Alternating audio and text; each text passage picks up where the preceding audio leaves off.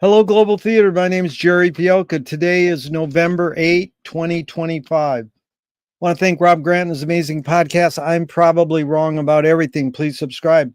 Also want to thank Richard Bartholomew for introducing me to today's guest, David Loftus. Where are you calling from, David? War-ravaged Portland, Oregon. And I want to thank you because this is whoops. I hit a wrong button. I hope that didn't. Yikes. Okay. I want to thank you for doing part one, which was May 31, 2025. So this is officially part two.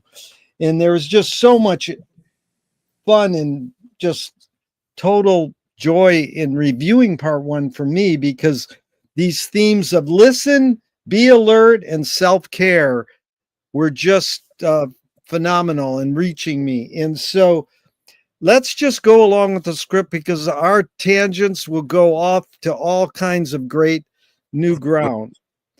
This is James Joyce was the first projectionist in Dublin over 100 years ago. He basically checked out. He said, "This is stupid.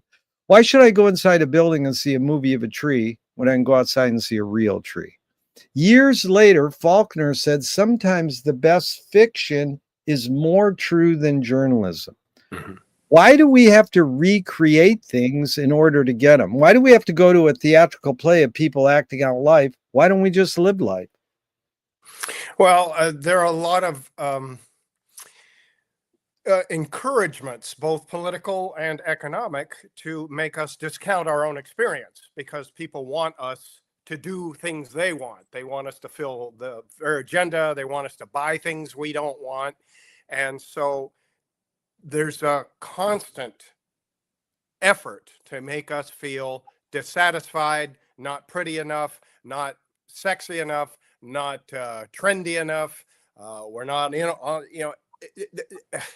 the biggest thing that advertising sells us is dissatisfaction, and to decide that nothing we do and that we are and that we see is enough, because we want you to do what we want. And so that's a fair amount of it. Also, if we were totally tuned into everything that's going on around us, we'd be exhausted. We have to kind of turn down the the dial sometimes, just to get through the day and to do the things that we have to, and gosh, to pay attention to other people who we might owe things to, or that we want to do things for. Really. And it was good, because it was another theme that came up in part one that really intrigued me, was your relationship with acting and mortality and facing death. Yeah. And, there's an actor named Dick Shawn, and he played the character LSD in Mel Brooks' movie, The Producers. Mm-hmm. And he eventually was doing a play in Springtime for and money. Beautiful. And Dick was doing a show later in his career. It was the last day of his life, and he fell over during the play. One man show, died and on stage. And I thought you could talk about that just for a second, because I asked you, can you forget to die? And you really delved into it well when we ended part one last time. But this whole thing about you, I just was curious, this idea of escaping mortality by being an actor. And then the phenomenon of that could possibly happen. Because, I'll tell you one other thing.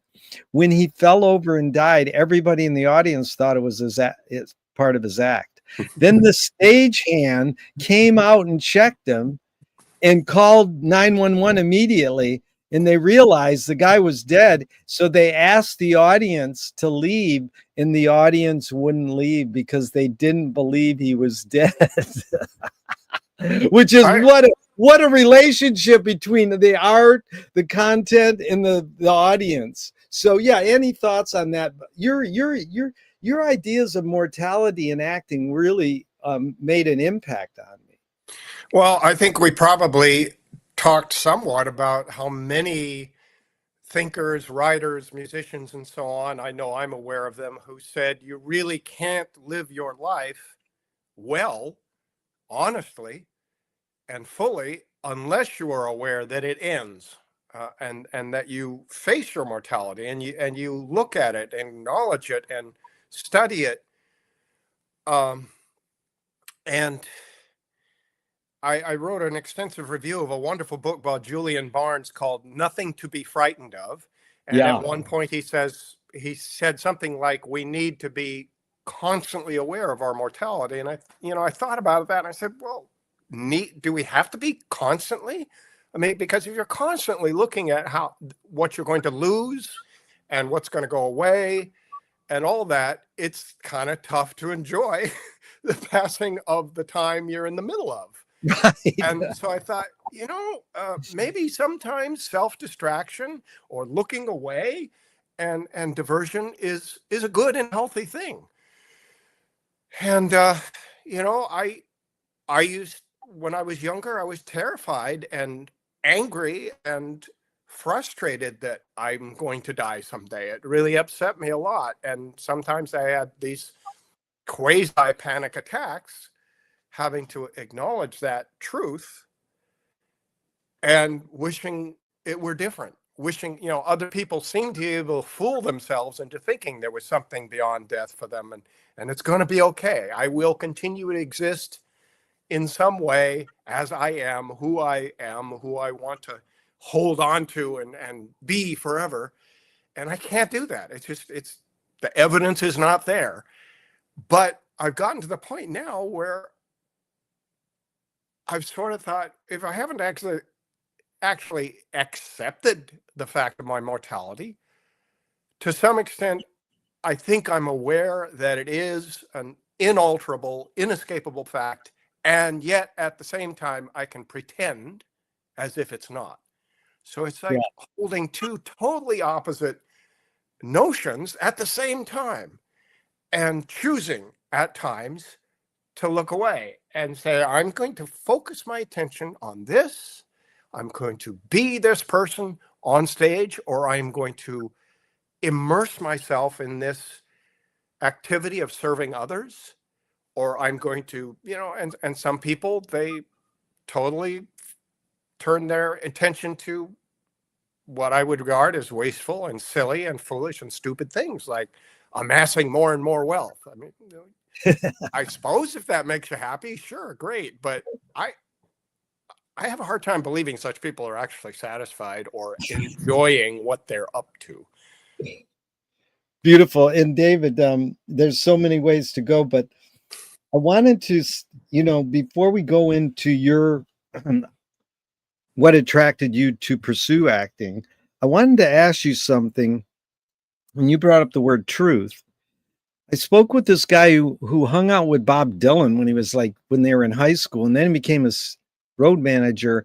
And he was very interesting because he told me this thing that he says, I didn't say this, but somebody told me this once, that the difference between narrative and storytelling, because, we brought up this whole thing of literal and metaphor. What's the difference? You really nailed it. You said, I says, what is literal a metaphor for? And you said, literal is a metaphor for a value we are imposing on a phenomenon. and these other people said, well, literal is a metaphor for light, and it's for letter.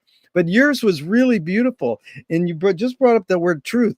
And he said that narrative does not lie, storytelling does.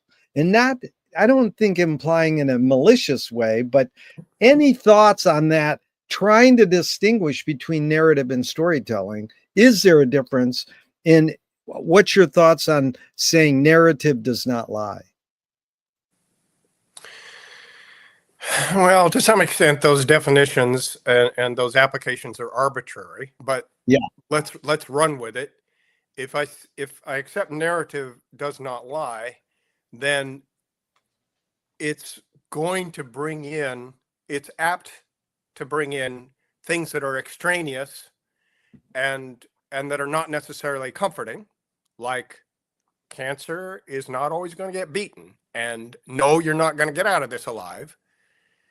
But storytelling, in contrast, it doesn't necessarily overlook those things, but it does its little magic thing of saying, that's not important. Yeah. Even if those things are true, what's really important is that you love someone, and that someone loves you, and that you have these days when everything seems to work and it's perfect and it's beautiful, and it doesn't last. And sometimes you're even fooling yourself, but it's a great feeling anyway. It's something we humans do. It's a magic word, was really good there. It really helped me understand that thought, David.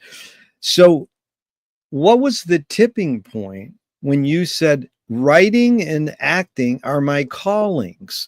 What are you studying in high school and college? Are they leading you to that?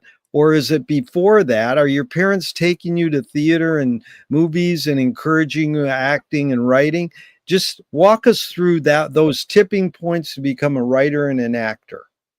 Part of me wants to say yes, and part of me wants to say no, that never happened. Because if you'd asked me in high school or in college, and even for a number of years afterward, are you a writer? I would say no. Yeah. And would they say, do you want to be an actor? And I would say, hell no. Both of those things seemed far too insecure. And I would also have admitted, I really don't know what I want to be or where I want to go or where I'm going to end up. I'm just doing the best I can right now. Yeah. And I was shocked, frankly, when I got to college and I noticed how many of my classmates couldn't write, or they were afraid of writing, or they thought their writing was terrible. Because I grew up thinking writing was something everybody does. I just did it.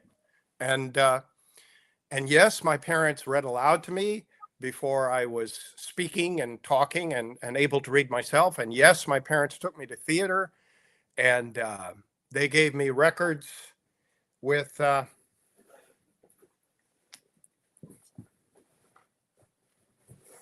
they bought a whole set called The Living Shakespeare of great British actors, including young Maggie Smith and folks like that, reading excerpts from the plays. They're shortened versions of Shakespeare's plays, one play per disc, and I've got 25, 30 of them.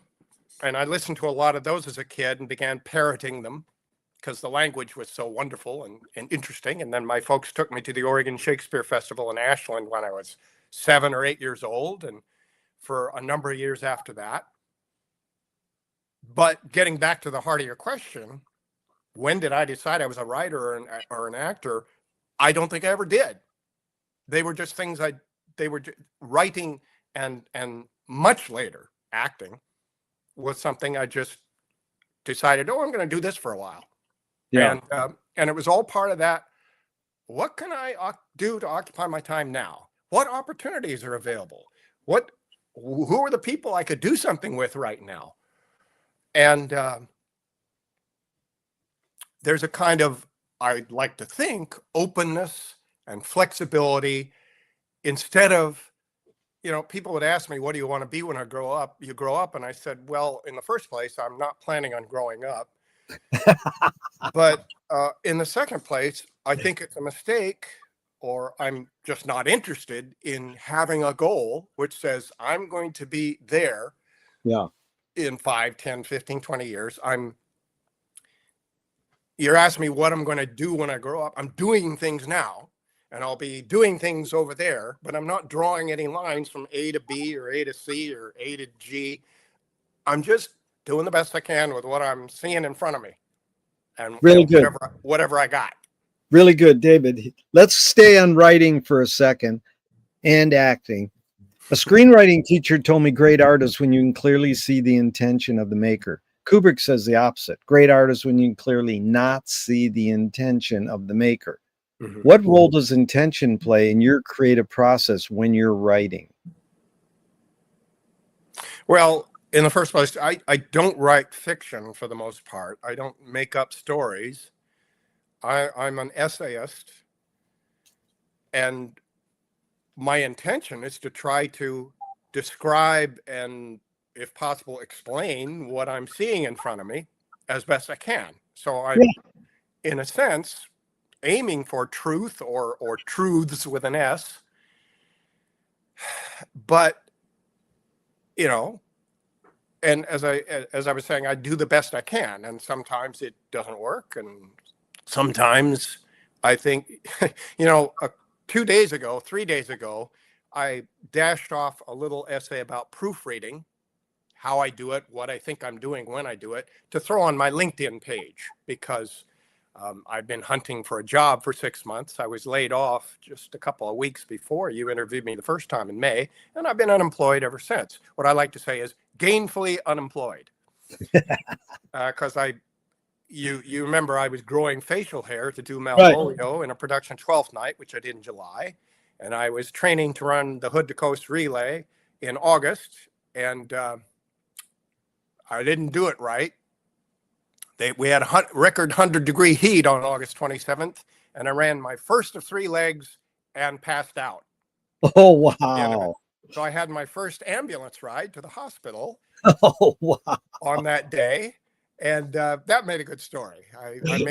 I reported about it on my Facebook page, and local reporters noticed that and called me up or emailed me saying, "Can we interview you?" So I ended up on local TV station, local Fox station, OPB, the public radio station, public television station, and an Associated Press reporter also interviewed me and did a story. So I got something out of it.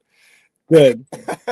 But that was an instance where I wasn't alert. I was not paying attention to what was going on around me enough.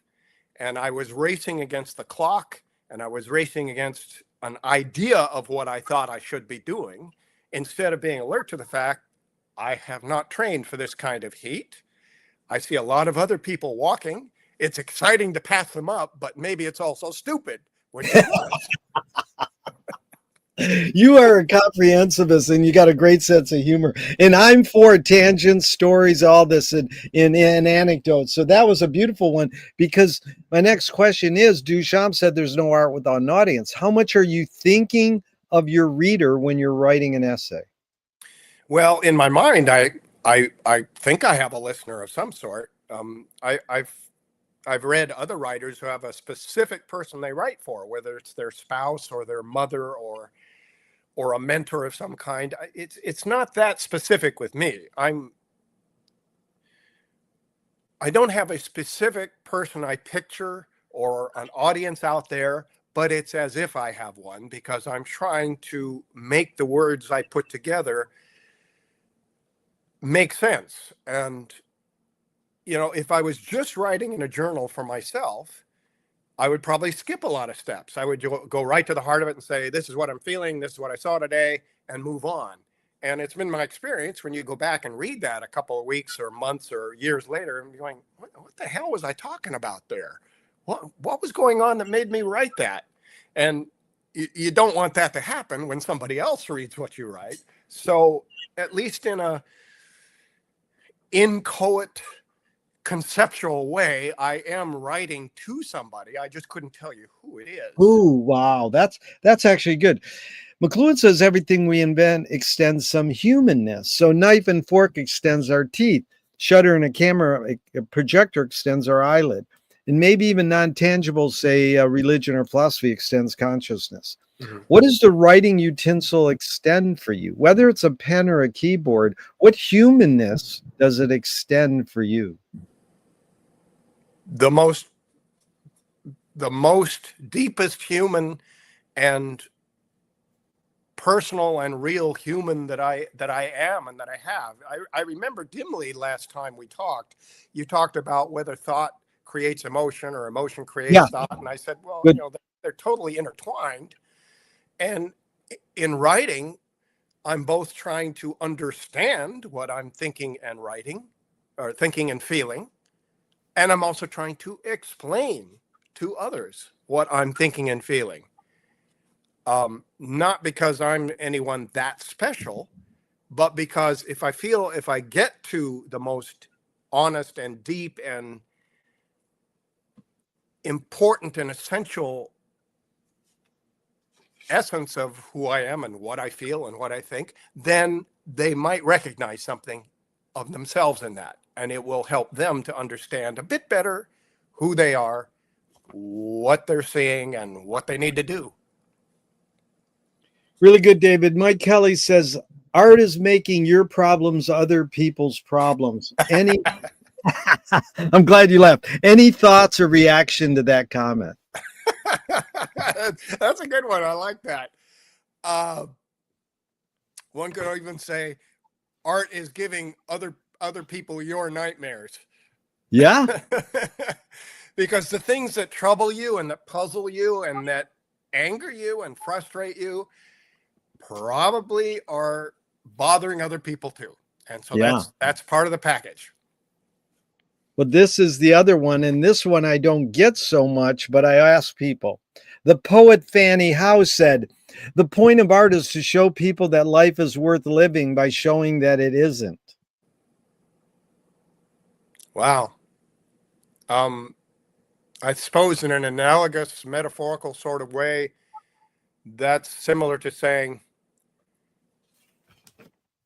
you're going to die. It's going to all be for nothing. So in the meantime, make it something. Yeah. That could be. It's hard. A lot of people just go, I don't know what she's talking about. And that's why I keep asking people, because run it by me again and see if I think of something else. Yeah. Fanny Howe. The point of art is to show people that life is worth living by showing that it isn't. Yeah. Yeah. I think that's the buzz I'm getting from it is art shows you at its deepest. It's going to hurt. Yeah. Life is going to disappoint you. People are going to disappoint you. And you go ahead and do what you're going to do anyway. Yeah. Because choosing is worth it.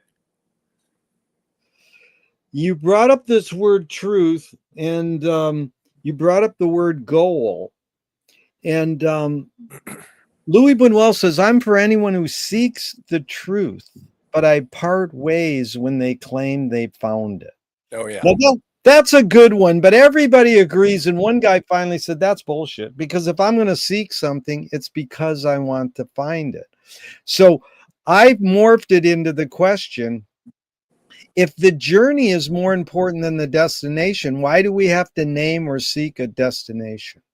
Well,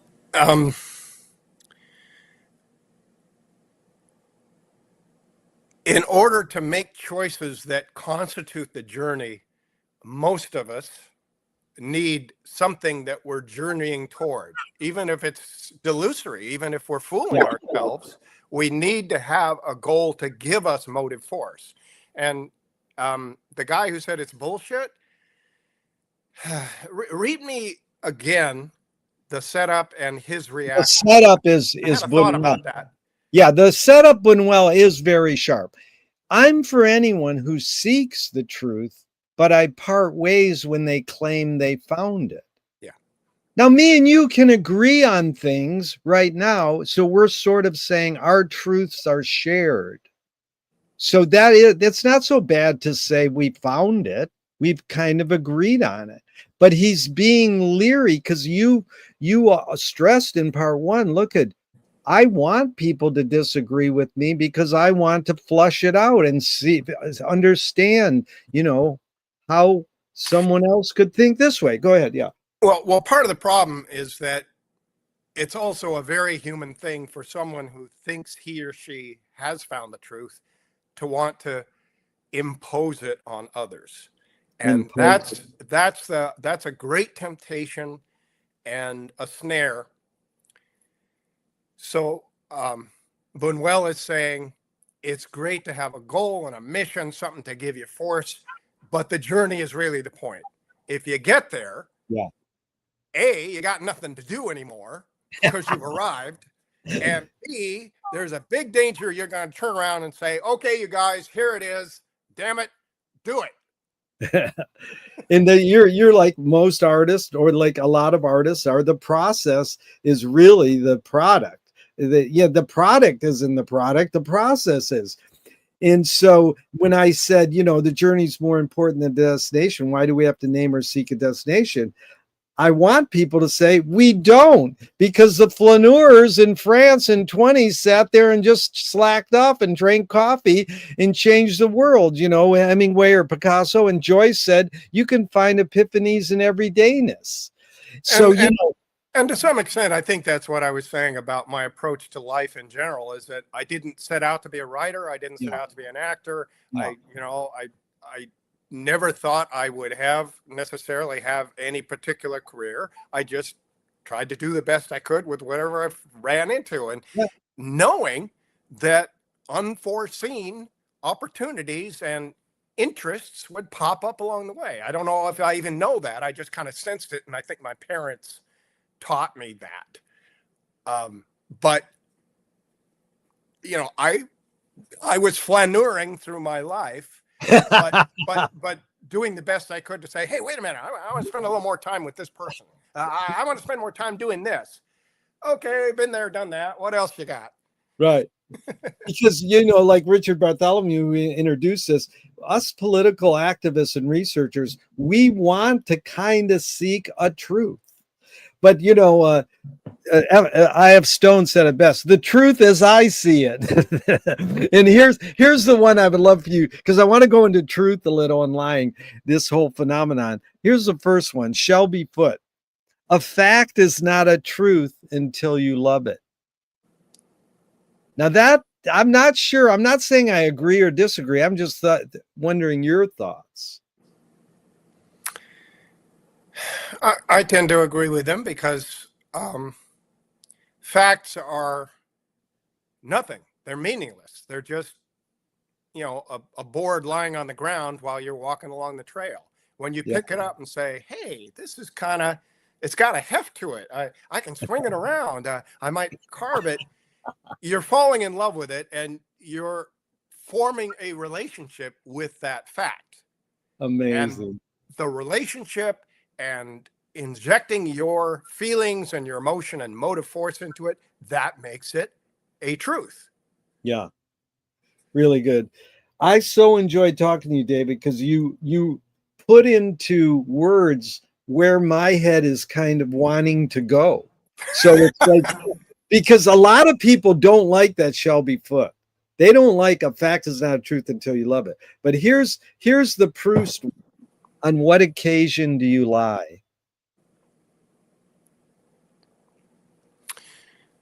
I lie when I see there's something I want that I'm not necessarily going to get by depending on facts. And most often we do that to ourselves. We lie to ourselves, most of us. There are evil, nasty, selfish, frightened, insecure people who lie like anything. The president of the United States right now, for instance, best example. But most of us, the average person, we harm others and we harm ourselves because we've been lying to ourselves. It's most often we're lying to ourselves that we commit unpleasant and nasty things. We also do great things when we lie to ourselves, saying, this is so important, I gotta do it. Or if I do this, I will achieve these great things. And maybe you do, and maybe you don't, and maybe you achieve other great things. But you were kind of lying to yourself because it was something you couldn't really prove. But you said, it's important to me, and I'm going to pretend that it's more important than anything else that I could be doing or that I could be focusing my attention on. That's the most watched TED Talk ever is fake it to make it. And, back Picasso said, art is a lie that tells the truth. So there's a little twist here, because when they asked Tom Waits, on what occasion do you lie? He says, I didn't know I needed an occasion. In another woman who dresses stars, she goes, that's called manners. Most people answer that. On what occasion do you lie? To spare someone feeling. Oh, this pie doesn't suck. This pie, how's that piece of pie I made for you? Oh, you have sometimes you spare the to be aware of people's feelings. Go ahead. Yeah. And what I'd tell that person who uses that lovely, comforting excuse is, you're trying to spare yourself, dummy. You're running away from having to face being honest with that person. Right. And you're framing it in terms of how much you care for them. Bullshit. Yeah. Okay. Here's Eartha Kitt. Truth is a theory that is constantly being disproved.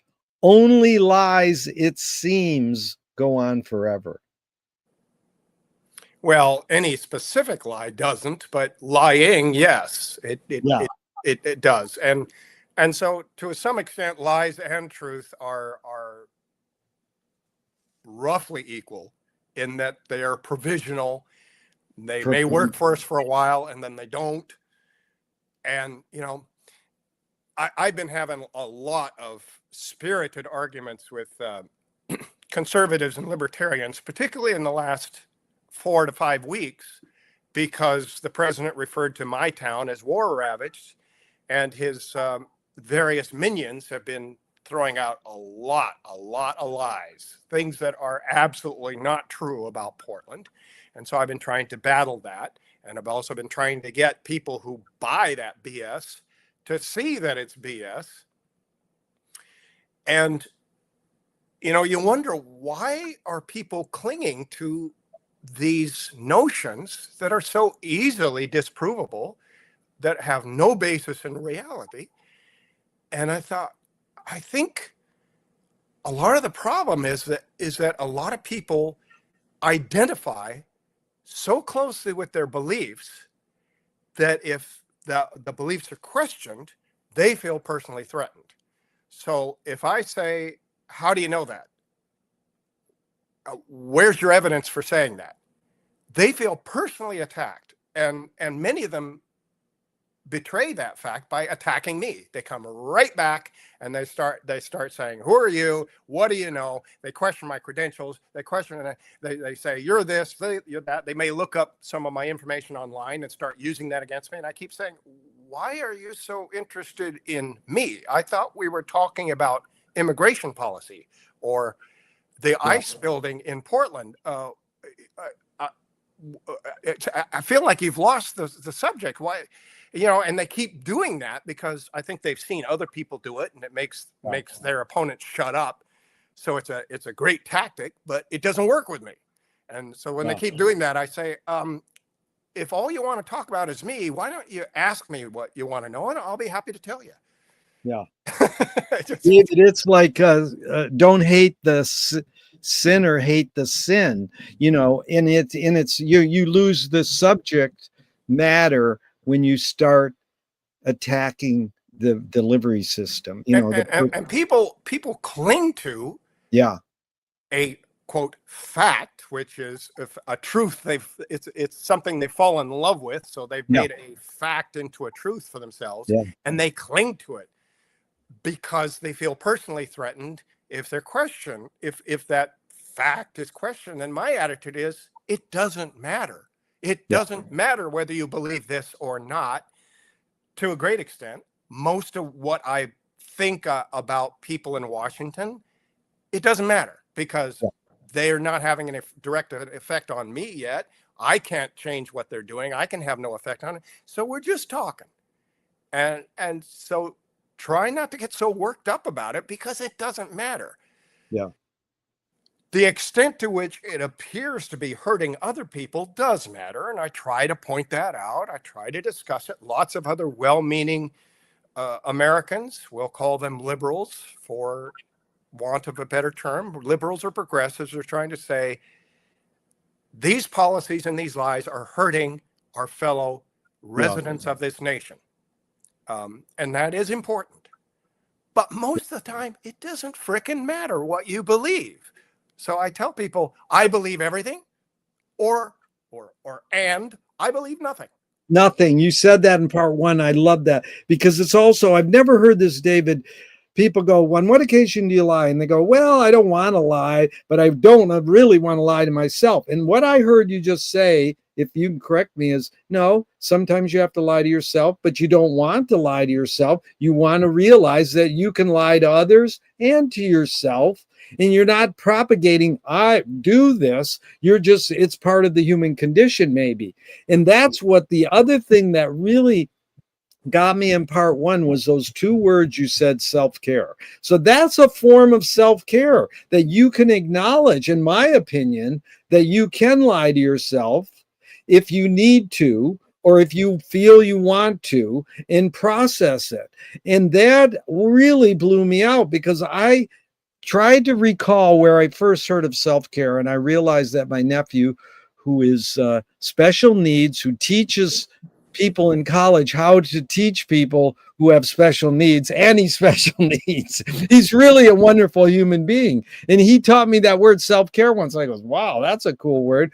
And then I looked it up in Wikipedia, and it says, well, Audre Lorde was really the one who first started using it, but Socrates might have been the guy who really brought it up, yeah. Which was amazing for them to take a revolutionary Black female poet and say she kind of propagated self-care. And it came up in several sources that she was the one. And here's the quote, because it just oozes into political talk now. Self-care is caring for myself. Caring for myself is not self-indulgence. It's self-preservation, and that it is an act of political warfare. Now, personally, I hated her saying the word warfare, but it is a political act to be self-caring. Well, I'm assuming she used the word warfare in order to stress the importance of it, that it's part of girding yourself with enough resources and energy to do what you got to do, because sometimes it's hard and you're going to catch a lot of shit for it. Yeah. But so we don't just leave the lying aspect to it.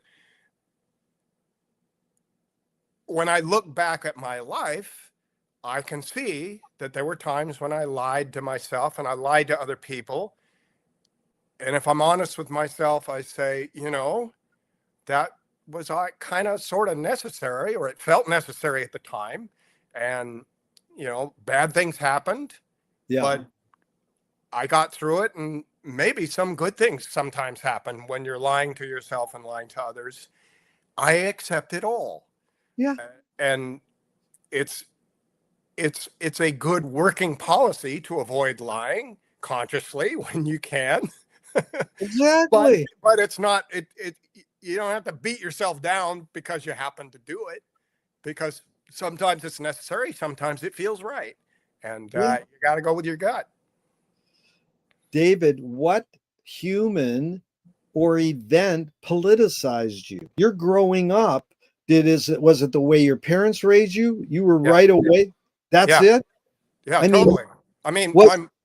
Go ahead. My mom spent 3 years of her childhood in prison camps behind barbed wire in her native country. The civil rights that are supposedly guaranteed to her by the Constitution were simply ripped away without any due process.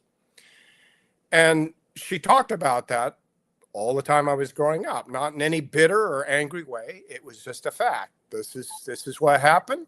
It sometimes happens, and people shouldn't do that. My dad, he was a bit more emotional. See, my mom was the calm, stoic, that's taken care of, we move on, we don't look back. My dad was a lot more emotional about things. And in 1964, when I was 5 years old, 65 when I was 6, I guess. I don't know if it was that 1964 Christmas or the following year, but I've heard my mom say, my parents had campaigned for Lyndon Johnson as the peace candidate against Goldwater, which he certainly seemed to be. And then he escalated the war in Vietnam. And my dad was furious about that. And so he marched in protest marches with kids who were 10, 15 years younger than he, when most of his peers were ignoring it or jeering from the sidelines. And he was so angry that he said he did not want any observance of Christmas in our house. He said, this peace on earth, goodwill to men is just bullshit. I'm not going to have anything to do with that hypocrisy. And my mom, looking at little 6-year-old me, said, could we like allow David to have a little Christmas tree up in his bedroom? And so my mom was able to work that compromise on my behalf. But David, I'm really curious, what politicized your dad? What do you think? So he was like a progressive lefty. Yeah, yeah. Well, what got him to that? Well, his mom was a New Deal Roosevelt leftist, and Yeah. his dad was an anti-communist Republican. So Wow. that made for a very interesting. My grandfather, my dad's father, was convinced that Roosevelt had filled the U.S. government with communists. So my grandparents voted against each other for 4 straight elections about Roosevelt. My dad served in the military during the Korean War. He was sent to Korea, and he played in band. He was a chaplain, played the organ for chaplain services and stuff. He went to Unitarian fellowships in the late 50s and early 60s.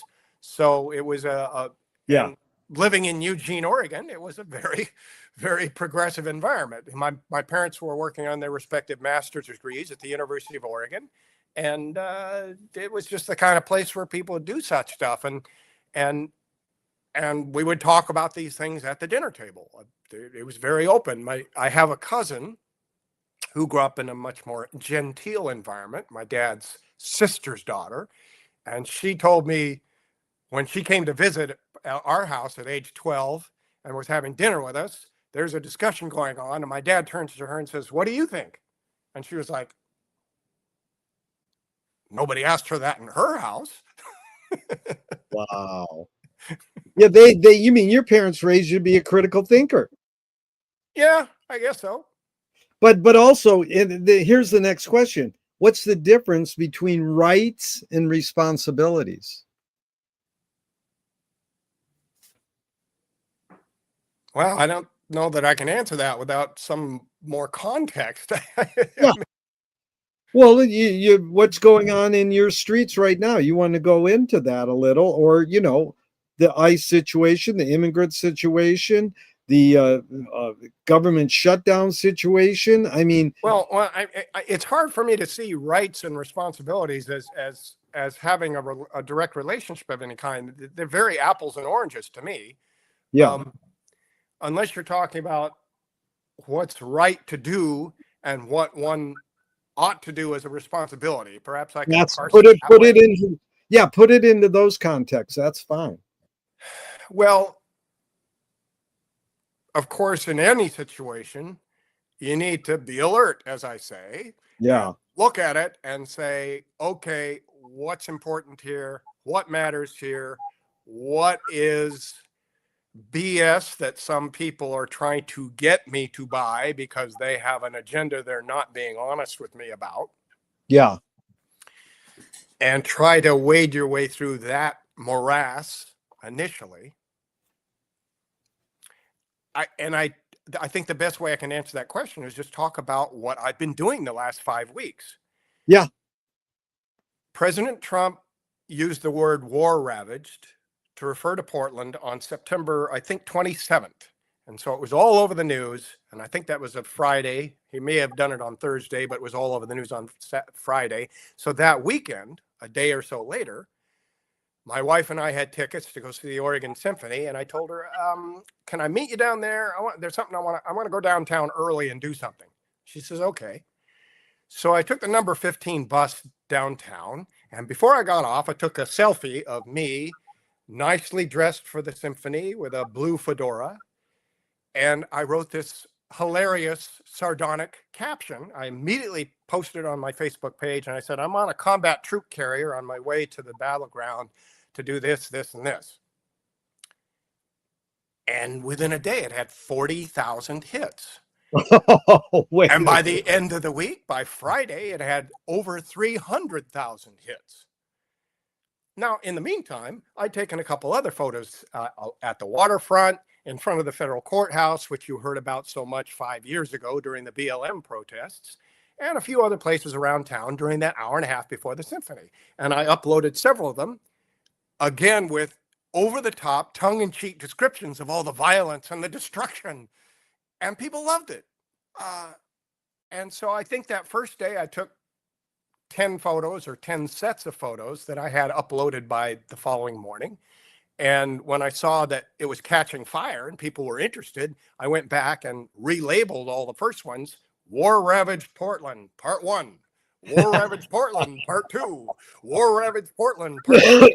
And so we got to Part 11 from that first set of photos I'd taken with my damn phone. And because Part 1 got 300,000 hits, I thought, geez, I should keep doing this. It's kind of fun.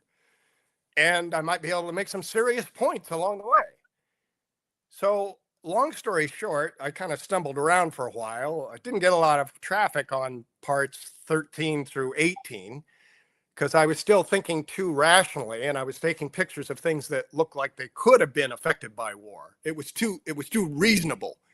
And it gradually dawned on me, you need to take pictures of beauty and of really interesting, eye-catching urban landscape, as well as the wilderness, which comes down into downtown Portland, almost to the center of town, and make it absurd with these over-the-top captions. And episode 19 is the one where I really started to hit my stride, because I got up that morning. I think that was a Friday. And yeah, it was October 3rd, which was a Friday. I took our dog up into the woods, into Forest Park. And I pretended that my dog was a canine officer, or PFC, Pisser First Class Pumpkin is her name. And I took a lot of pictures of her in the International Rose Test Garden and at the Holocaust Memorial, looking close at artwork there and stuff. Again, with these ridiculous captions. And that really got rolling because the dog lovers loved it. And people who had never been anywhere near Portland were fascinated by how beautiful it was. And so in the ensuing weeks, I kept wandering around town, sometimes alone, sometimes with my dog, and taking pictures of beautiful, untouched, unruffled Portland. Again, always with the caption, War Ravaged Portland. But I also fed more my old-fashioned factual information about what was going on, how we were being lied to. I went that same Friday that I had been up in the park with my dog, because my episodes were coming out and MAGA assholes were saying, that's not the truth. Go to the ice complex. Go there at night. You're being dishonest. I said, okay. And I was having a fight with one in particular. I said, name a time. I'll meet you there and we'll check it out together, okay? He says, oh, I'm all on for this. 11 o'clock on Friday night. I said, I'll be there. Well, I showed up early at 10 p.m. and I wandered around the neighborhood because I used to live there for 9 years. My wife and I lived 2 blocks north of the ice complex. So I know that neighborhood like the back of my hand. I've walked my dogs all around that ice holding facility and all the other blocks, and I took more than 100 pictures that night. And of course, my opponent never showed up. Big surprise. But I posted photos and a selfie video of myself walking through the protesters in front of the driveway to the ice building. I showed a couple key pictures around the ice building and wrote very extensive, serious, no joking now, explanations of what was going on and what was not going on. And those have, of course, not have gotten as much traffic as my tongue-in-cheek war-ravaged Portland series, but the two feed each other. Yeah. And some people who are attracted by that go and look at that. And some people who are interested in that, you know, they may check out that too. So that's what I've been up to. Yeah, but I think, David, it is illustrating. You had a right to do that, but you felt it a responsibility to add. You thought of responsibility to add humor to political activism, and it worked because the numbers reveal it. Now, what's the difference between rebellion and revolution? Well, just for me personally, I'm thinking of rebellion as trying your best to not to topple the whole thing, because there's a lot of good stuff about it. I love the Constitution. I love the Bill of Rights. I love the separation of powers, and the government, as slow and clunky and unresponsive as it so often is, it's still the best thing going as far as I've been able to tell around the world today and throughout world history. But it's really screwing up now. It's being misused by some bad players and misunderstood by a lot of my fellow citizens. And so I got to rebel. Revolution is the kind of thing that says, throw it all out and start from scratch. Well, I'm sorry, that's not possible. And it would be far too uncomfortable for far too many people, including me. And so, no, I'm not going to say defund the police. And I'm not going to say, all cops are bastards. ACAB is something that a lot of people wrote in graffiti. And this is another thing that will surprise some people, is that in looking for a job in the last 6 months, at the end of May, in fact, I think the day before I talked to you, I submitted an application to the Portland Police Bureau to be a community police officer. And filling out all the rest of the massive paperwork that they expect you to fill out took a couple of months. To some extent, I dragged my feet and I didn't want to do it. But to some extent, I thought, the more I looked at it, I thought, this could be pretty interesting. They pay reasonably well. I could really do some good here. So I think I finished the initial application process sometime in August. And in the second week of September, I went to their training facility up in Northeast Portland, and I did their physical test. It was an obstacle course. You had to run 6 times, and you had to move a 165-pound body 20 yards. And I did it. I passed on the first try, partly because I'd been working so hard to train for the Hood to Coast relay. You make the opportunities work together. See, so in at least one argument with the MAGA head, he says the police don't get any respect. They're having a hard time even getting anybody to want to apply. I said, well, I did. So you can't use that line on me. I would be proud to be offered a job by the Portland Police Bureau. Next question. Wow. I love it when I can stick it to people like that. That is good. Well, I do have the next question because it sort of follows. And one thing is rebellion, there's something wrong. Revolution, there's something wrong, and we have a new plan. But I'm not for tearing down the system. It's back to, Audre Lorde. In order to dismantle the master's house, you got to use the master's tools. Yeah. I agree. We find some sanity in all this human condition commonality. But here's Utah Phillips, the great political folk singer. Anarchy is making rules for yourself and not other people. Who's entitled to make the rules? Well, you and the 100,000, 100 million other anarchists. You got to communicate. You got to say, okay, we can agree on this far. We're going to work together on something this far, and then you go do what you want to do, and I'll continue to do what I want to do. But there has to be some kind of cooperation between all the ants. Otherwise, you're not going to have a colony. That's brilliant, because listen to this. The word freedom etymologically breaks down to exactly what Utah said. Giving oneself one's own laws. What does freedom mean to you now?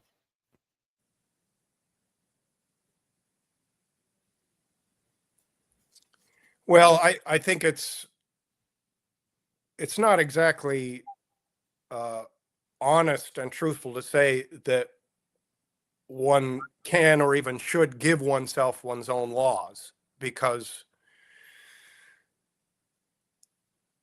one could do that without acknowledging that one's actions has effects on others, some good, some bad. And Trump makes his own laws, clearly.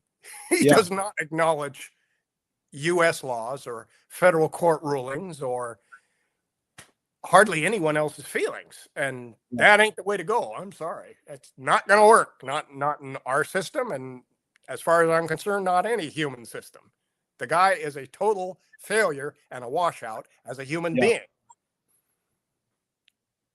You know, we had this problem in Venice. They wanted to make, they wanted to enforce paid parking on the street. So there's places in Venice where you can park and live in your vehicle and it's not illegal. And so they were really trying to get rid of the homeless people. But you know, in the long run, we won. It was an amazing phenomenon. And they didn't make, you know, all the streets paid parking. There's some free parking still. And I was learning in that regard is when you make a law, you create the opportunity to break the law. So really, or it's like cameras on cops is the other one. Okay. I like the idea. Maybe it's a must. I mean, these camera, you know, citizen journalism with cop misconduct has been amazing and important. But don't you want, you know, Lenny Bruce said you can call cops three things. You can call them cops, pigs, or peace officers. So why don't we just call them peace officers? Because that's what we want them to do. And you become what you behold, as Blake said. So, you know, if we want cops to act humane to other people, why don't we just propagate that rather than giving them this system where they can go, well, I just angled the camera so they didn't see me beating the shit out of this guy, or, oh, the camera didn't work. So it's not like the camera on a cop isn't really solving the problem or addressing the problem. But some people say, no, Gerry, you're wrong. So any thoughts on that, you know, in your regard, you know, especially because you were trying out to be a cop? Well, yes, framing it's effective. I mean, it's important in that it tends to affect how we make choices and decisions. Yeah. And putting cameras on cops is an acknowledgement that some police officers have failed to live up to the ideal of a peace officer. Of a peace officer. And most, if not all of them, will pay lip service to the idea we're here to serve and protect. Yeah. But not all of them do all of the time. And dictating that all police officers have to wear cameras is like something my wife always says, because somebody sneezed, we all have to be vaccinated, or because somebody sneezed, we all get treated as if we have a cold. Yeah. Everything gets tamped down to the lowest common denominator because somebody didn't understand and embrace their proper role. And it's too bad that happens, but you know, amazing. If we left everybody's driving behavior up to common sense, 95% of people would do it right, and the other 5% would wreak havoc with themselves and with others. So we have some guidelines, posted speed limits and traffic lights. That's how it works. That's amazing. You said serve and protect, because there was a joke that revealed a lot when Rodney King happened in LA. They said the LAPD changed their motto to serve and protect, to treat him like a king. Wow. But here's the next one, David. This is John Basil Barnhill. Where the people fear the government, you have tyranny. Where the government fears the people, you have liberty. In 2005, the film V for Vendetta paraphrased that. People should not be afraid of their governments. Governments should be afraid of their people. How do you personally handle false fears? So a good one is, you know, the war on drugs. Well, you can't have a war on drugs because drugs don't fight. And you can't say no to drugs because drugs don't talk. But they've created this false fear, the war on drugs, the war on poverty, or the war on terrorism. How do you personally handle these false fears? Personally? Yeah. I talk about how the framing is deceptive, and I Yeah. talk about the people who are selling this story are pursuing an agenda that's not necessarily obvious and above board and evident to the rest of us. Yeah. You have to keep asking, what's really going on here? Follow the money. Who benefits? Who loses? How? It's all a question. It's all a question of trying to find out more of the picture and fill in the holes or the places that have been blacked out purposely or even inadvertently because people are focused. People's attention is focused on certain things and not realizing what else is in the picture. Grounds for further research. David, what's more important, conviction or compromise? Boy, I don't think you can have one without the other. I would tend to lean toward compromise simply because there's an assumption of self-awareness and identity and values underlying both of those questions. I'm assuming that you have some basic framework or matrix of value as you're approaching, do I express conviction here or do I compromise? And if you've got conviction, it's kind of similar to what we were discussing earlier about having truth. Yeah. If you got the truth, there's always that temptation to impose it on others. So compromise means you're actually listening to the other side, or the 2 or 3 or 4 or 5 different voices that have different interests and agendas from yours. So that's why I would tend to lean toward compromise. But there's an assumption of conviction that I'm carrying with me as I go into that compromise. Yeah. One of my favorites was when I asked him the question, he goes, the conviction to compromise. And it's funny because 80% of people say conviction. I'm like, dude, I think compromise is more important. And you got to realize that. But anyways, it's, well, I'll tell you one thing. Compromise is a lot tougher than conviction. Conviction is easy. And a lot of people who are lazy and don't want to do the homework and don't want to think about it, they have convictions. And that's a lot of what's wrong with convictions. Yeah. T.S. Eliot said poetry is outing your inner dialogue. What language is your inner dialogue in? My inner dialogue, what language? I could just throw out things like, I don't know. It ain't necessarily so. Wait a minute. I want to take another look at this. A lot of what pisses people off when I engage with them on social media is that my basic question that I'll say something, I'll say, well, how do you know that? Is that really true? Step back and think about it a little further. What I'm basically saying is, it ain't necessarily so. And really pisses people off. And they think because I've raised a question that I've taken the opposite position. And they immediately start arguing against that. And I said, no, I didn't say that. Right. I didn't take any position here. I just said, how do you arrive at the conclusion you're at? Your conviction. How did you arrive at that conviction? And they just immediately assume that I am coming from the opposite of that conviction, and they start arguing with that. And I said, no, I didn't say that. I'm just asking how you got where you are. What's your thought process here? And sort of tying in a couple other things I said earlier on, it really doesn't matter what you believe. Most of it doesn't matter. We're just talking here. Yeah. And what I'm trying to find out is how your mind works.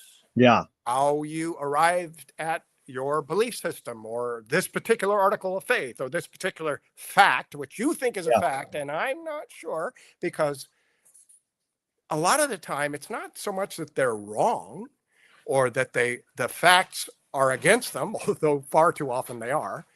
But more often, my perception is we can't know what is true here. We don't have enough data. Nobody's done a survey of that particular angle on it. It's too big. There are too many variables. Therefore, reserve judgment and say, I'm not sure. I think this is what's the case. I even want that to be the case, but it's not necessarily. I'm willing to acknowledge that. A lot of people can't go there, and it's too bad. Yeah, you're a comprehensivist. I really appreciate that. Now, with your accomplishments in your life, how do you rate these three elements, luck, skill, and ambition? What played the biggest role, second and third? Well, ambition is definitely the bottom for me. Yeah. Yeah. I would say skill. That skill covers a lot of different things. Yeah. Luck, of course, we make our own luck to some extent. Yeah. But various members of society have a lot more stuff stacked against them. They don't have as much to work with to create their luck. Yeah. I've been very lucky, but you can have tons and tons of luck and not take advantage of it.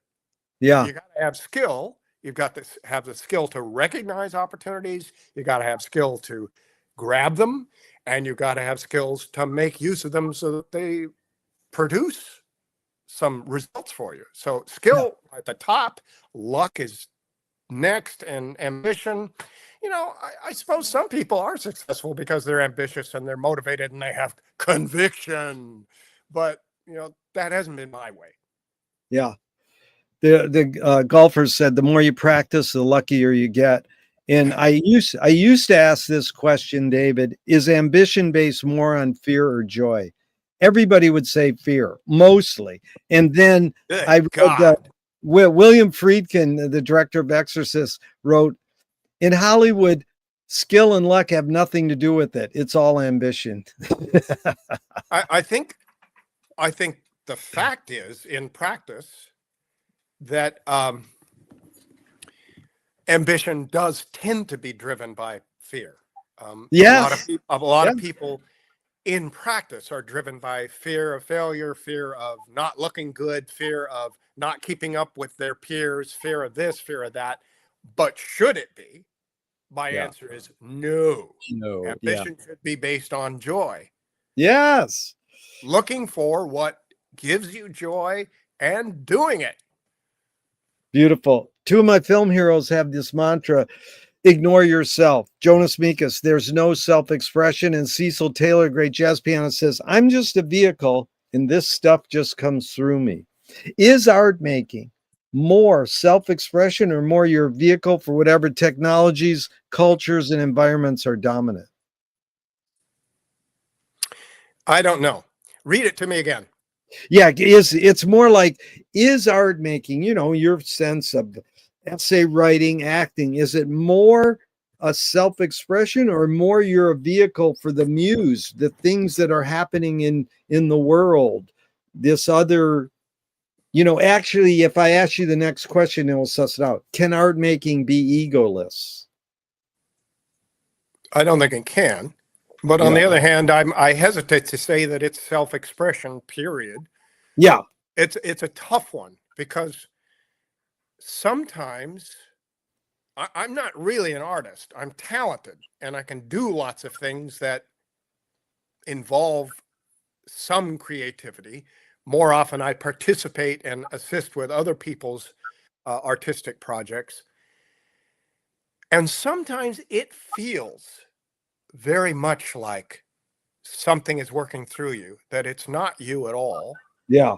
Or it's not mostly you, but something else.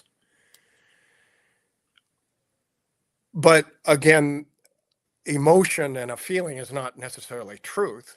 It can get you there. It can be a part of truth. So that's a real tough one to answer. Oh yeah. I think people who say art is self-expression are patting themselves on the back to some extent and you know, stroking themselves, saying, I'm really good at this and I've accomplished this and look what I've done. And I'm not sure that's necessarily accurate. So ultimately, I don't know. Yeah, no, that's fine.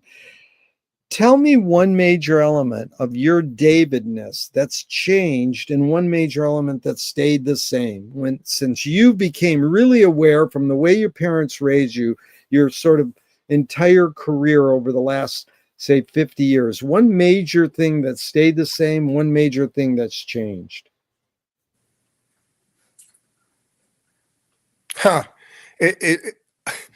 I was tempted both to say my playfulness and my earnestness have remained pretty constant.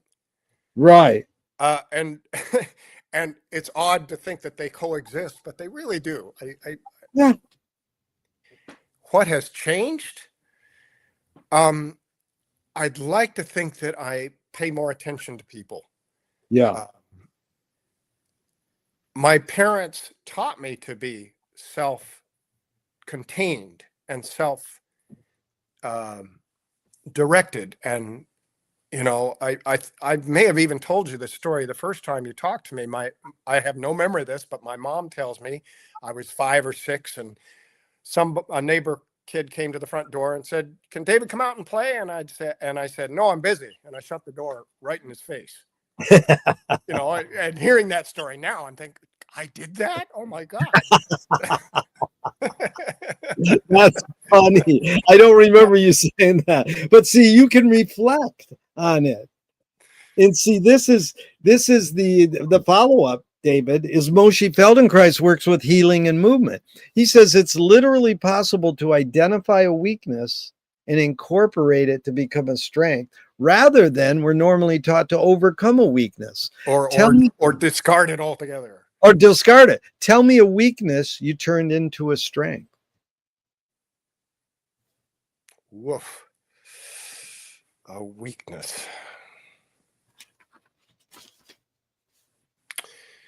I'm sure I can come up with a better answer than this if I spent more time on it, but connected to what I just said about improving my ability to listen to others. Yeah. I think all my life I've been a great talker and like to talk about myself and what I'm doing and what I think and what I believe and all that. And I think my mom, when she took me to Japan when I was 6, partly just because I was the curiosity and the new thing in town, she said I spent a lot of time yakking my head off to Japanese kids my age. They had no idea what I was talking about, probably, because most of them weren't fluent or even able to speak any English. But I just yacked away, and they followed me around and surrounded me, and I did my thing. I held the audience, and I think I talked about myself a lot more when I was younger, and talked about whatever I was interested or cared about a lot more when I was in my teens and in my 20s and probably into my 30s and even beyond. But nowadays I do find myself a lot more interested in drawing other people out and finding out stuff, and I come back from a meal and tell my wife what I learned about one of our neighbors, because I spent all my time finding out stuff about them, and quite often it's stuff my wife didn't know, and I think I'm better at that now, and it actually, it's not an effort, it's something I like to do now. I've incorporated it into my routine. So good. So good, David. Anger can be a productive emotion when fill in the blank. When you give yourself time to breathe and identify what's really at stake and what's tripped you off, Yeah. because we very often reach for the very first outlet. Uh, like we kick the dog because we're pissed off at the way we got treated at the office, or we yell at our loved ones because we got worked up about something that happened elsewhere. Yeah. And that's not fair to them. It's not being honest with yourself. It's not getting to the root of the problem. And there are some people that take out their anger on their loved ones year after year after year without progressing beyond that point. And And in each instance, when you feel infuriated and enraged, as well as a pattern through your life, you've got to learn to take a step away and hold yourself back and say, okay, what's really going on here? I probably shouldn't take the step that I want to do. I probably should not give in to the impulse that I'm feeling right now, because it's probably the wrong one. And I'm probably being distracted from what's really upsetting me. And I need to know what that is, rather than letting off steam in a way that's not productive and could possibly be destructive. Very good. What's the most significant difference between men and women, physical aside? I don't know whether it's innate or it's more innate or trained, but women tend to be much better at listening and seeing the relations between things, Yeah. rather than seeing things in isolation for their inherent value or power or whatever.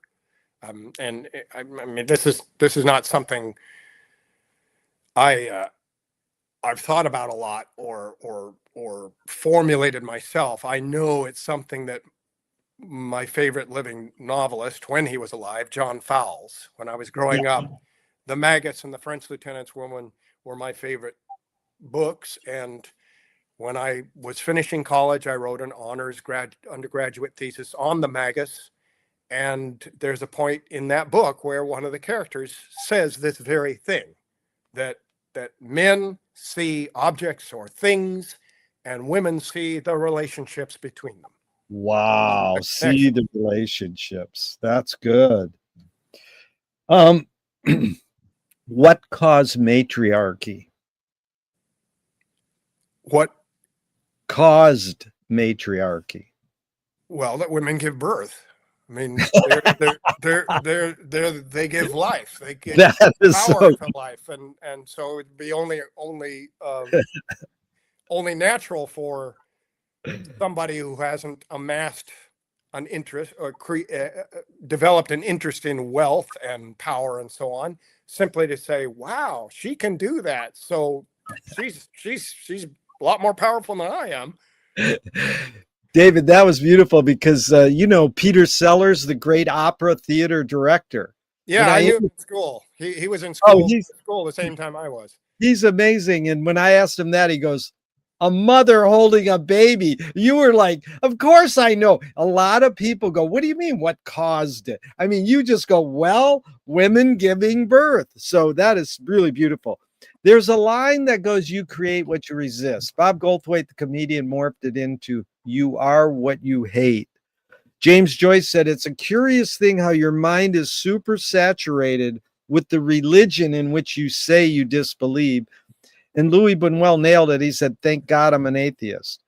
So the basic question is what's your thoughts on this line? Not you, David. It's more like one creates what one resists. You create what you resist. Any thoughts on that line? Well, I mean, there are at least two different directions that I heard in those quotes. One is you create the things that you spend a lot of your time fighting or focusing your energy on, for good or ill. It could be productive. It could be a fucking waste of your energy.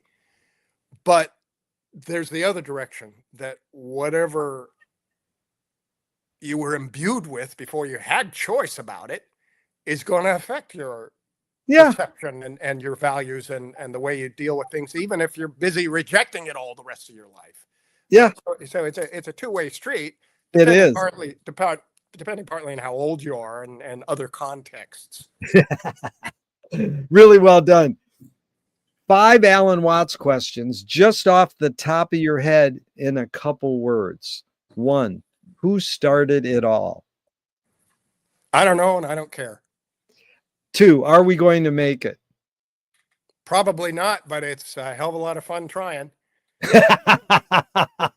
That is great. I often think of the Peter, Paul, and Mary song. the tagline or chorus, and I was so disappointed when I went back and I found that the verses, it's all about a guy in love with another man's woman. I thought, shit. Yeah. I thought it was about political activism or something, but the tagline is, we may be fighting a losing battle, but having a good time trying to win. Yeah. Wow. Well, it reminded me of Sidney Lumet, great socially activist kind of filmmaker. Yeah. Said, films can't do diddly squat, but they ain't going to keep me from trying. Yeah. Okay. 3, where do we put it?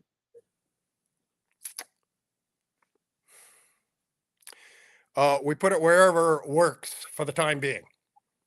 4, who's cleaning it up? I don't know. I don't want to have to, but I probably should help out. That is an honest answer. 5, is it serious? Yes and no. Yeah. Okay, here we go. A few more and we're out of here. David, really fun. I really appreciate your time. I learned a lot. How do you find peace of mind? Well, it's like all these other oppositions, and these oppositions, there's like 2 different answers and they're exactly opposed. One is setting your mind to it and saying, this is important to me, I'm going to search it out. And the other is forget about it. Yeah. Stop focusing on it. It's like when it's like romance. When you're feverishly looking for someone and you're going through dating apps or you're going to bars, almost none of which I ever did, Right. incidentally, it probably doesn't happen. And you fuck it up trying to make it happen. Yeah. But when you give up and you say, fuck it, it's not going to happen, I'm going to do some stuff that interests me, suddenly, boom, lovely people come across your way and you think, wow, hey, want to spend some time with me? So it's the same with peace of mind. Yeah. You want to be mindful about it. Self-care is important. Yeah. But at the same time, you got to not care. You got to care and not care at the same time. And that's a really tricky, tough thing to do, but it seems to be necessary. So well put, dude. Amazing. So it fits perfectly. You got ESP. If you were walking down the street today and you met yourself as a 12-year-old, what would you say to your 12-year-old self? I would say, don't sweat it. Yeah. A lot of things are going to make you worried. Try not to worry. Think of something else to do. Turn your attention away to something else. And a lot of it will either work out or it won't matter. It'll stop mattering if you don't give it energy by worrying about it. Yeah. Which way should toilet paper come off the roll, over or under? Oh, over. You don't want it to touch the wall at all. If a publisher was going to release your autobiography off the top of your head, what would the title be?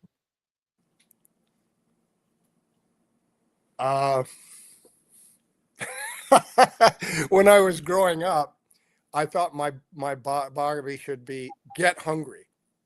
Wow. That I should find something to care about, something to go after. That I was being a flaneur. And there you go.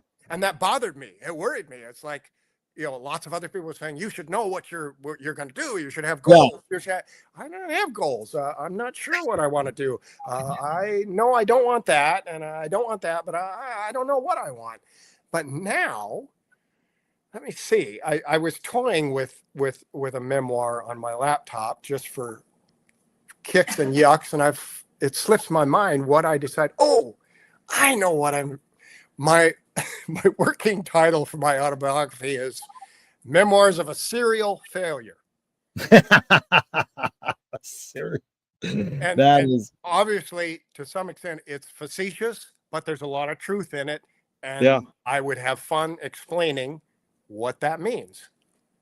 They want to scent the glue in the binding of that book. What smell? If I could name a scent to put in it? Yeah. Well, I'm not terribly particular about scents myself. I love cinnamon. My wife, I think, says I smell like sandalwood. I think she wasn't sandalwood, Carol. Yeah, my wife says my body reminded her very early on of sandalwood, so probably should be that. If a statue was built in your honor, where would you want it displayed, and what would it be made of?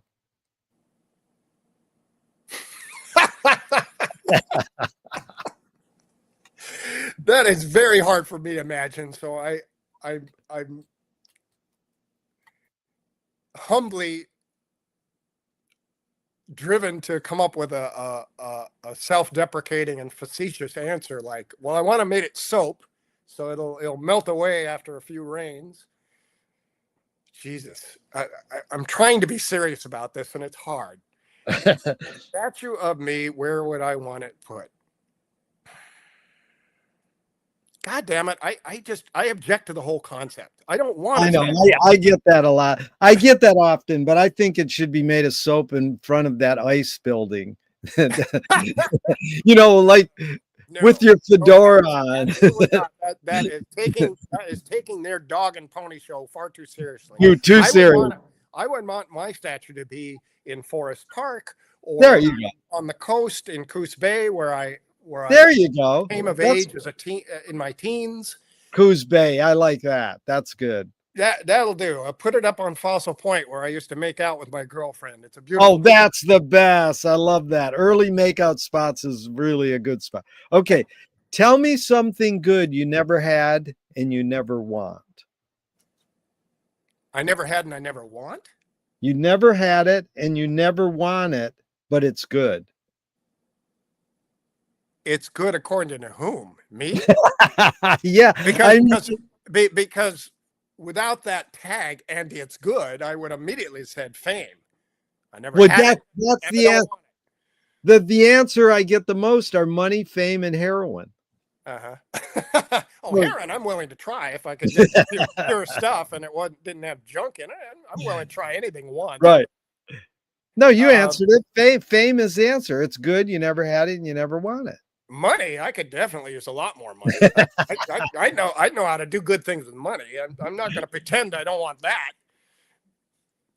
Okay, David, if you were in a vat of vomit up to your neck and someone threw a bag of shit at your face, what would you do? I'd like to think I'd laugh. Oh, that's good. It kind of depends on what got me to that point and what my mood was up to that point, you know, obviously. But thinking a little more on the subject, I do my best to keep breathing whatever good air I could get. You almost remind me of. And assuming I could get that, I would think. I would think about good memories. I would think about where I'd rather be. I would think about what I would like to do once I get the hell out of here.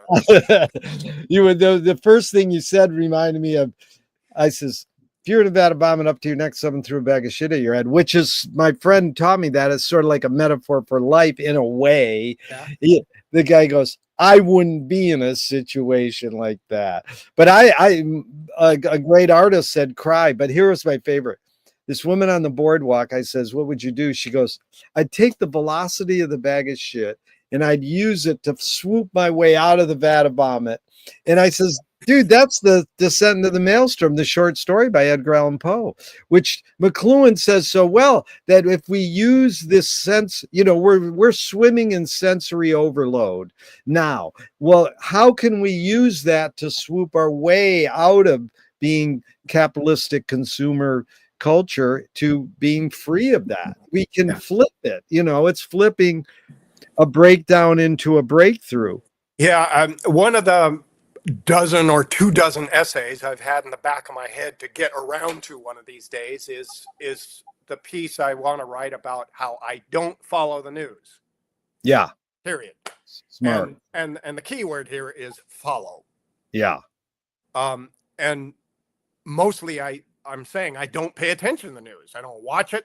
I don't look for it. I don't look up news sites. I wait for things to filter down to me. Yeah. I Yeah. wait till I hear lots of other people talk about it. And if it sounds interesting and has some substance or concern, then I might go and check out that particular story. But Yeah. otherwise, I do not follow the news because that, just the word itself implies you're being led around by the nose. And indeed, most news sources are trying to do that. They're trying to push a political agenda. They're trying to do this. They're trying to do that. At the very least, they're trying to get and hold your attention. So they tend to overemphasize some things. They tend to ignore lots of other things that not only interest me, but would be more worth my time. And they're trying to do whatever they can to hold my attention and grab more advertising revenue. And that's not my routine. I'm not interested in participating in that game. So no, I don't follow the news. It's very smart move. What's the cultural shift developing today that inspires you? I think the cultural shift that inspires me is that more and more people are seeing the opportunity to take some active role, not just in their lives, but in the lives of our nation. That we have tools, social media, our phone, et cetera, that could actually help to build community and cooperative action and change. Yeah. Because so much of what we're having to deal with that's not good and not productive involve these very tools. Yeah. And we've got to use them. Like you said, the maelstrom, you grab the few things that you can use to help you get out of it. Yeah.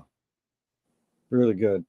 What's a question that remains unresolved for you?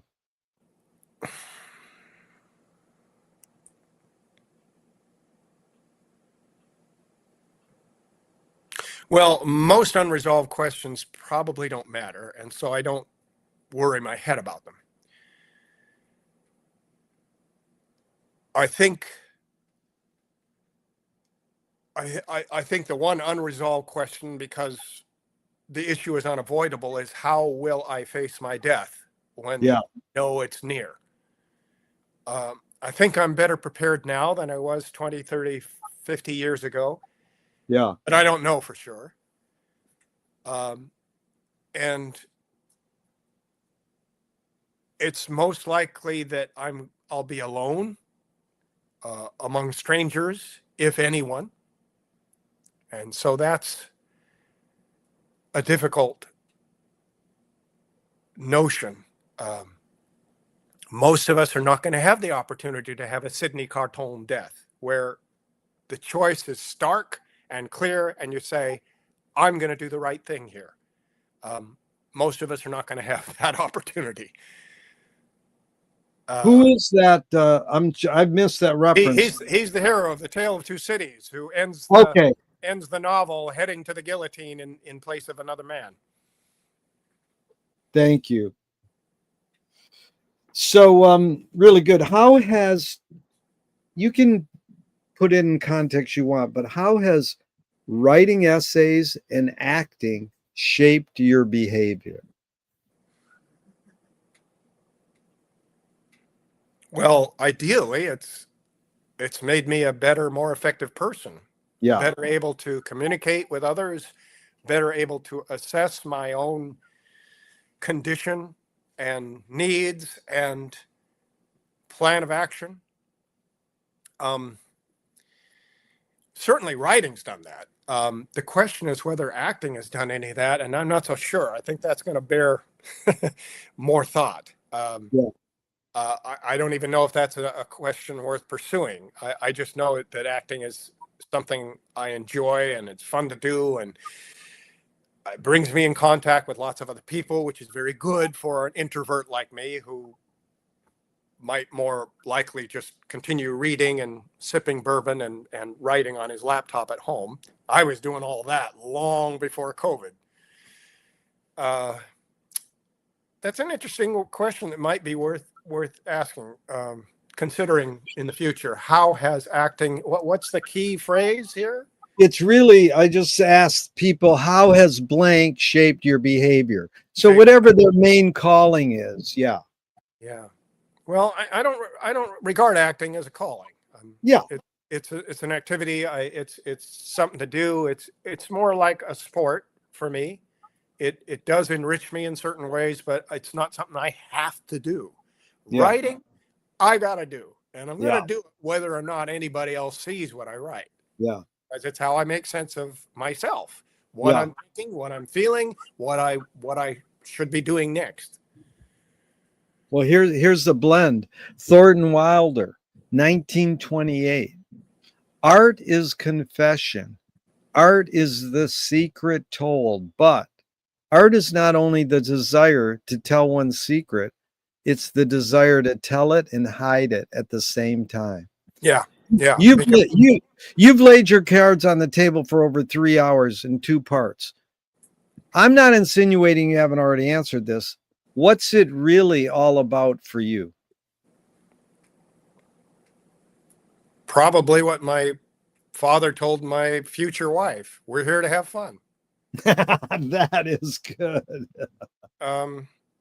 I don't remember my parents or my dad ever saying this to me, but I think I somehow got it. I mean, Kurt Vonnegut said something quite similar to that. We're here to screw around. We're here to have to dick around.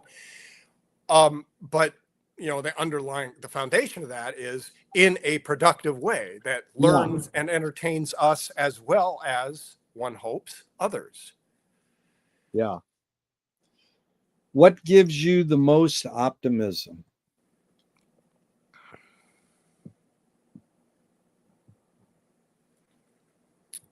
I think regular reminders that other people see things something the way I do, or that they say things that resonate with me, and I say, aha, yeah, that makes sense. I'm going to go with that too. Connection. That's it. I mean, connecting with people gives me optimism. Yeah.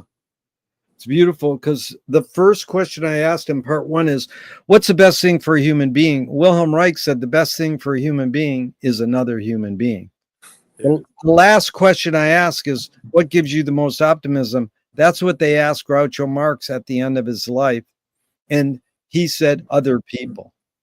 Yeah. So it's really been fun spending this time with another person. And that's something that's always bothered me about Sartre. Sartre says, hell is other people. Right. And my reaction is, well, heaven is too. When you say hell is other people, you're talking more about your expectations and needs. You're not talking about the wonderful things you can do with them, and then you can learn from them. Yeah. Yeah, and that's my last question, but I don't want this the end, so I'll tell you. The guy goes to his guru and he says, what's the best question I can ask you? And the guru says, the one you just asked me. So, I mean, I could, do an addendum with two questions. One I used to ask, you're on the last televised moment in the history of the world. What would you say? Well, it's been fun. That's it. Back to the fun word. Okay, now, what's a question I should or could ask you that I didn't ask you? Because that's another, I've never asked that, but I just don't want this to end. It's too good.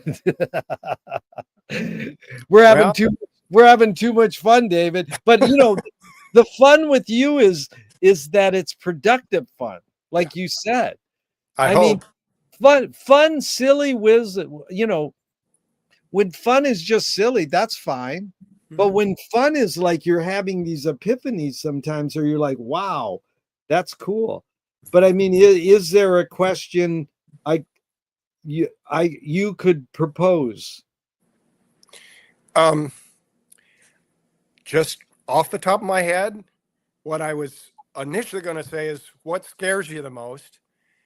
And then I thought a little bit further, an instant or two later, I thought an interesting question to deal with is, what scares you the most about other people? Wow, that's really good. What scares you the most about other people? That's really good. You want to answer it? No. I need time. Give me time. That's back to John Cage. They asked John Cage, what scares you most about other people? He says, that's a very good question. I wouldn't want to ruin it with an answer. Yeah.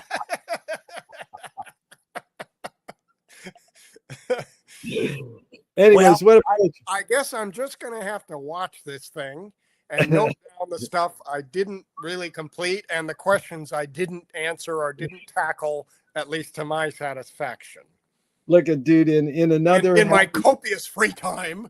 Yeah, in another half a year or a year, if you want to do another one, just send me an email and go, let's do it again. I'd be so. And you can do, we do these salons sometimes where we could have, you know, the guy Richard, Richard Bartholomew. We could have, you know, 4 of us, and that's sort of fun too. So, anyways, it's really been fun, David. I really appreciate your time and energy.